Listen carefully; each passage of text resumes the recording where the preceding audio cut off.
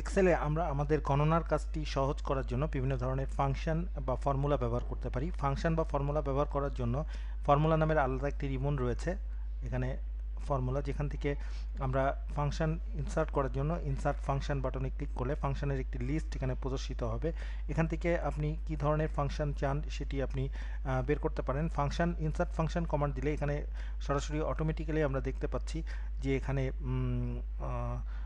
একটি সমান চিহ্ন যুক্ত হয়ে গেছে। যদি আমরা যোগফল বের করতে চাই এই রোগুলোর, আমরা এস ইউ এম সাম এখানে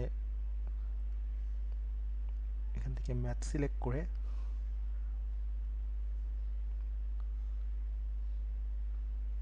সাম সিলেক্ট করব, কিংবা এখান থেকে না করে আমরা এই কাজটি এই ফাংশন বাটনে ক্লিক করলে এখানে আমাদের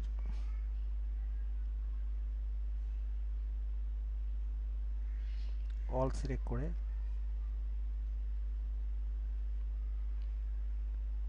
আমরা এখানে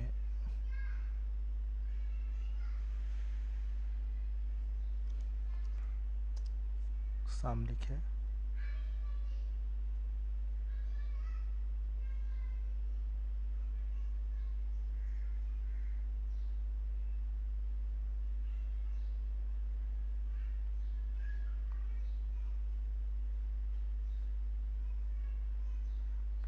এখান থেকে মোস্ট রিসেন্টলি থেকে সাম সিলেক্ট করলে আমরা যদি এর ওকে বাটনে ক্লিক করি, আমরা রেঞ্জটি দিয়ে দিয়েছি। দেখুন এখানে অটোমেটিক্যালি C2 C7 এই সাম এই অংশগুলোর সেলগুলোর সাম বের করার জন্য বলা হচ্ছে।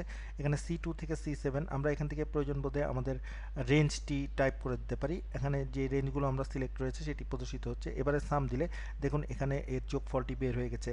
আমরা এখানে আরও অনেক ধরনের ফর্মুলা বের করতে পারি, যেমন এগুলিকে সিলেক্ট করে আমরা যদি এটি সহ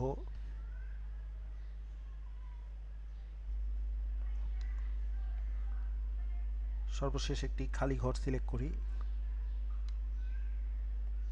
খালি ঘর সিলেক্ট করার পরে আমরা ফাংশন বাটনে ক্লিক করে এখানে কাউন্ট ফাংশনটি আমরা সিলেক্ট করব, অর্থাৎ এখানে কতগুলো কাউন্ট রয়েছে, কতগুলো সংখ্যা রয়েছে। আমরা যদি এখানে এটি প্রথম ঘরে বসে গেছে, আমরা এটি না করে শেষ ঘরটি সিলেক্ট করে আমরা যদি ফাংশন বাটনে ক্লিক করি, এখান থেকে আমরা যদি কাউন্টটি সিলেক্ট করি, ওকে দেই, দেখুন C2 থেকে C8 পর্যন্ত একটি কাউন্টের অপশন দেখাচ্ছে। আমরা এটি ওকে করলে কতগুলো সংখ্যা এখানে আছে এই কাউন্টটি এখানে প্রদর্শিত হবে। আবার পুনরায় এগুলোর যদি আমরা গড় বের করতে চাই, আমরা সর্বশেষ ঘরে গিয়ে সিলেক্ট করে আমরা ফাংশন বাটনে ক্লিক করে এখান থেকে এভারেজ সিলেক্ট করলে, এখান থেকে এভারেজ ক্লিক করলে আমরা এখানে রেঞ্জটি লিখে দিব C2 থেকে to C9। দেখুন দেখুন এটির এই সংখ্যাগুলির একটি এভারেজ মান এখানে প্রদর্শিত হয়েছে। এভাবে আমরা ফাংশন কিংবা ফর্মুলা ব্যবহার করে এক্সেলে আমরা বিভিন্ন ধরনের ম্যাথমেটিক্যাল কাজ করতে পারি। আমরা প্রয়োজনে কোনো নির্দিষ্ট ঘরে যদি ম্যাথমেটিক্যাল অপারেশন যুক্ত করতে চাই, যেমন ধরা যাক এই দুটি সংখ্যাকে আমরা ম্যাথমেটিক্যাল অপারেশন যুক্ত করে আমরা যদি গুণ বা ভাগ করতে চাই এবং এটার রেজাল্ট বের করতে চাই, সেক্ষেত্রে আমরা লিখে এই কাজটি করতে পারি। আমরা এখানে যদি সমান চিহ্ন দেই, দেওয়ার পরে প্রথম ঘরটি আমরা সিলেক্ট করলাম, এবারে মাঝখানে আমরা একটি ডিভিশন চিহ্ন দিলাম, এবারে দ্বিতীয় ঘরটি সিলেক্ট করলাম, ফর্মুলাটি এখানে প্রিন্ট হয়ে যাবে। এবারে এন্টার দিলে দেখুন এই দুটির ভাগফল এখানে প্রদর্শিত হয়েছে। পুনরায় এই তিনটির যোগফল আমরা যদি বের করতে চাই, এটি লিখে এখানে যদি সমান চিহ্ন দেওয়া হয়, এবারে আমরা যদি প্রয়োজনীয় ফাংশন সিলেক্ট করি এখান থেকে, বা আমরা যদি এখান থেকে সিলেক্ট করে নেই, করার পরে আমরা নির্দিষ্ট অপারেটর ব্যবহার করব, যেমন প্লাস অপারেটর। এবারে দ্বিতীয়টি আমরা যুক্ত করলাম, এবারে আরেকটি অপারেটর আমরা ব্যবহার করব minus operator, sorry minus operator. এবারে তৃতীয়টি আমরা যোগ করব। এখানে কিন্তু ফলাফল আসবে প্রথম দুইটি যোগ করে তার থেকে তৃতীয় কলামটি তৃতীয় সেলটির মানকে ভ্যালুকে বিয়োগ করে এখানে ফলাফল প্রদর্শিত হবে।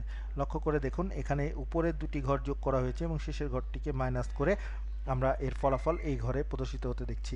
এভাবে আমরা এক্সেলে ফর্মুলা ব্যবহার করে বিভিন্ন ফলাফল কাউন্ট করতে পারি এবং অ্যারিথমেটিক্যাল অপারেটর ব্যবহার করে বিভিন্ন রকম গাণিতিক কাজকর্ম করতে পারি।